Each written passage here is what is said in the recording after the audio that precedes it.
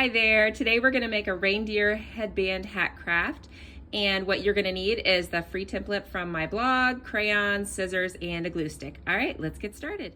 Alright, first things first, go ahead and color that template. We colored ours to be a red-nosed reindeer.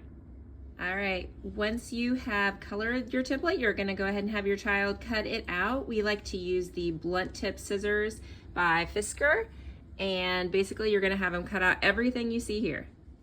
All right, now you're gonna add some glue. So we're gonna glue the bottom. So we'll just add a little bit of glue here.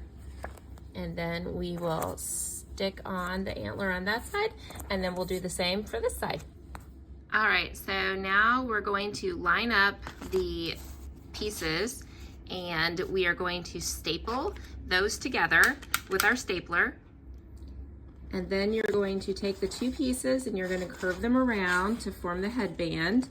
And then we will just cut off the excess piece that you don't need because we're going to fit this exactly to your child's head, and then cut it off. And then we'll staple it and we'll be done.